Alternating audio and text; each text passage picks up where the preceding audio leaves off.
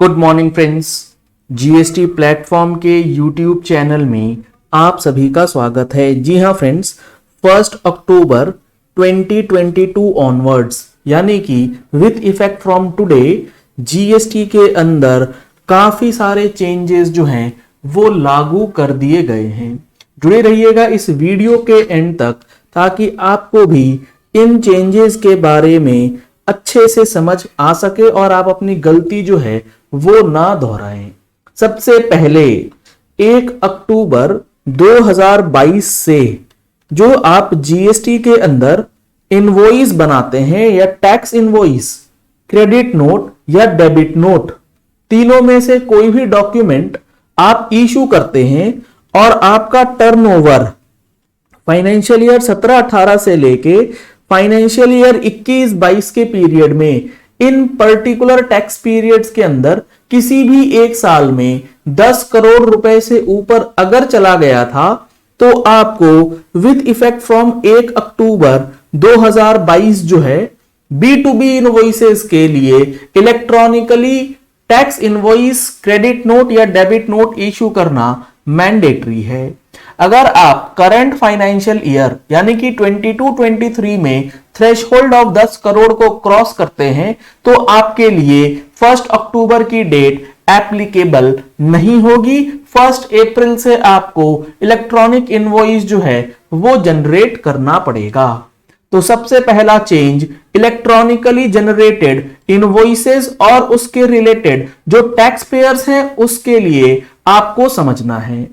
इसके बाद 29 सितंबर 2022 को गवर्नमेंट ऑफ इंडिया ने फाइनेंस एक्ट 2022 के अंदर जो प्रोविजंस डाले थे जीएसटी के अमेंडमेंट्स, जिसमें सेक्शन 16, सेक्शन 37, सेक्शन 38 सहित कुल 17-18 सेक्शंस हैं जिसकी अमेंडमेंट्स जो हैं वो नोटिफाई कर दी हैं और वो with effect from 1 October live हो चुकी हैं, ये इंप्लीमेंट हो चुकी हैं। इसका समरी आपको हमारे अगले महीने की टैक्स मैगजीन में भी देखने को मिलेगा। अगर आप लोगों ने अभी तक टैक्स मैगजीन का सब्सक्रिप्शन नहीं लिया है तो जल्द से जल्द टैक्स मैगजीन का सब्सक्रिप्शन ले लीजिएगा, क्योंकि इस बार की मैगजीन आपके लिए काफी ज्यादा इंपॉर्टेंट रहने वाली है मेजर जीएसटी चेंजेस के साथ।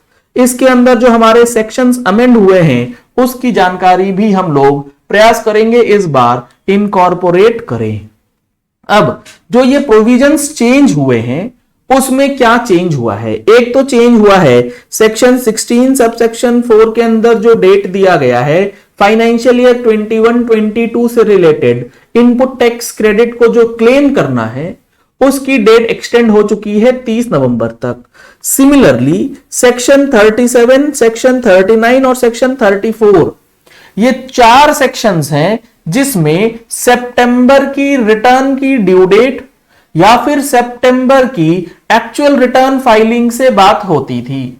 इन चारों सेक्शंस में चाहे वो 16(4) की बात करें मिस्ड आईटीसी के लिए, सेक्शन 37 की बात करें जहां आपको जीएसटीआर 1 का अमेंडमेंट करने की लास्ट डेट या फिर डेडलाइन दी जाती है, सेक्शन 39 अगर आपके 3B में कोई एरर हो गया है तो उस एरर को रेक्टिफाई करने का ऑप्शन, या फिर सेक्शन 34 में जो क्रेडिट और डेबिट नोट इशू करके टैक्स एडजस्टमेंट करने की बात है, सारे डेट्स को 30 नवंबर 2022 तक शिफ्ट कर दिया गया है। यानी कि 30 नवंबर तक आप जो भी रिटर्न्स फाइल करेंगे उसमें आप ये एडजस्टमेंट्स कर पाएंगे। ये विद इफेक्ट फ्रॉम 1 अक्टूबर कर दिया गया है।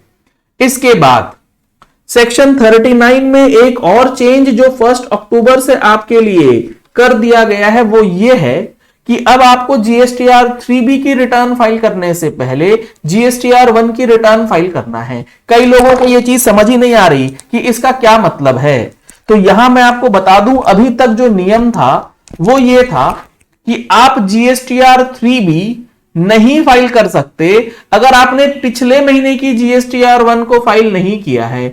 अब यहां पर जिस महीने की 3B है, लेट सपोज आप अक्टूबर की 3B फाइल करते हैं तो पहले नियम था सितंबर की 1 फाइल होगी उसके बाद ही अक्टूबर की 3B कर सकेंगे।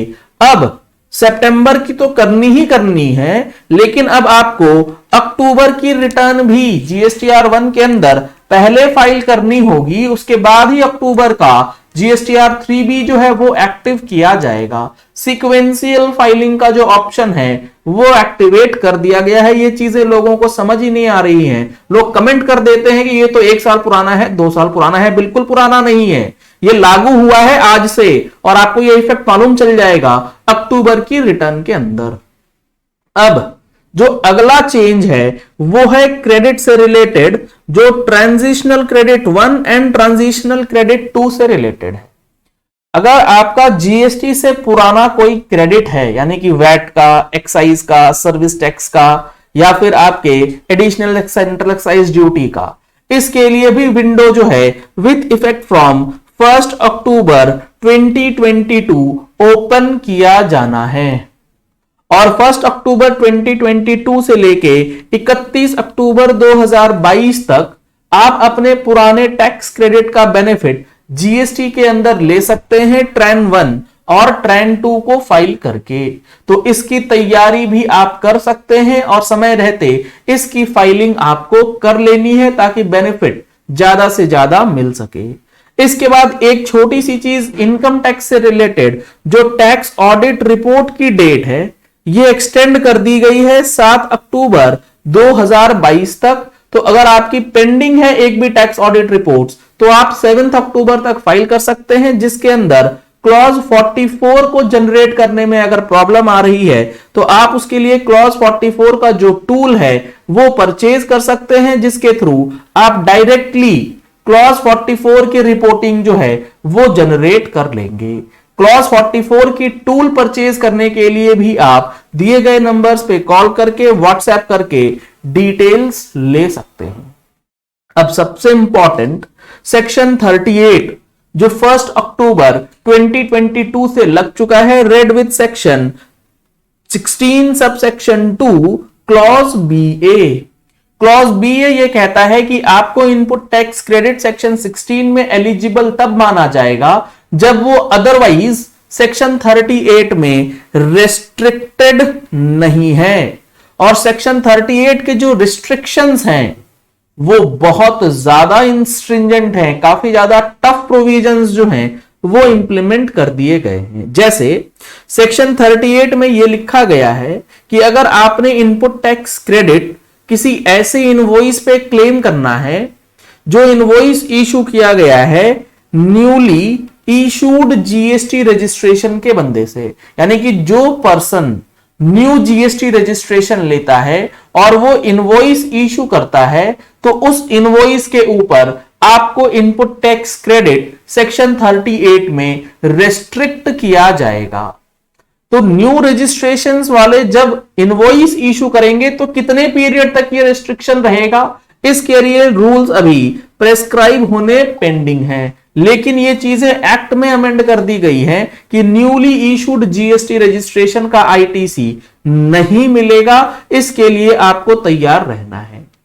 दूसरा जो सेक्शन 38 के अंदर रिस्ट्रिक्शन है वो ये है कि जिस सप्लायर के इनवॉइस पे आप इनपुट टैक्स क्रेडिट क्लेम कर रहे हैं उस सप्लायर के जीएसटीआर 1 का डेटा, यानी कि जीएसटीआर 1 में जो उसने लाइबिलिटी डिक्लेयर करी है is more than GSTR 3B liability, यानी कि उसने टैक्स कम पे किया और जीएसटीआर 1 के थ्रू इनपुट टैक्स क्रेडिट का जो बेनिफिट है वो ज्यादा दिया है, तो आपका इनपुट टैक्स क्रेडिट जो है वो रुक सकता है। किस पीरियड, कितने पीरियड तक जीएसटीआर 1 3B में मिसमैच रहता है, तो ये पीरियड्स वाली चीज जो है वो रूल्स में प्रेस्क्राइब करी जाएगी। लेकिन 1 और 3B सप्लायर का मिसमैच है, आपके इनपुट टैक्स क्रेडिट में रिस्ट्रिक्शन जो है वो लग सकता है।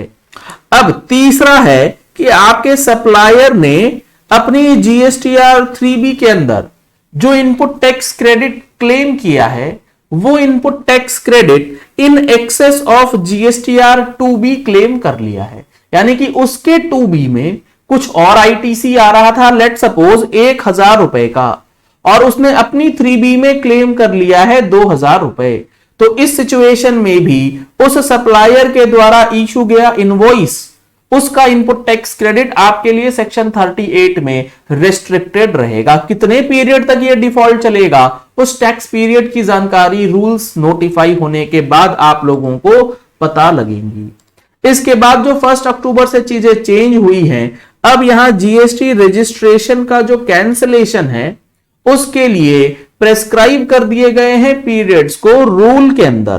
पहले ये चीजें लिखी गई थी एक्ट में, उसे अब शिफ्ट करके एक्ट से हटा करके रूल में कर दिया गया है। तो 1 अक्टूबर से ये नए प्रोविजंस जीएसटी के अंदर इंप्लीमेंट हो गए हैं, जिसे आपको फॉलो करना मैंडेटरी है। चलिए इस वीडियो को यही एंड करते हैं। आशा करते हैं आपको ये पॉइंट्स क्लियर हो गए होंगे कि 1 अक्टूबर 2022 से जो चेंजेस हैं उसका इंपैक्ट किस तरीके से आपके ऊपर पड़ेगा। अगर आपने हमारे चैनल पे फर्स्ट टाइम ट्यून इन किया है तो चैनल को सब्सक्राइब करने के लिए नीचे दिया गया रेड कलर का सब्सक्राइब बटन प्रेस कर लीजिए, साथ में जो बेल आइकन है उसे प्रेस कर लीजिएगा ताकि वीडियोस की नोटिफिकेशंस आप तक रेगुलरली पहुंचती रहें। Thank you and have a nice day.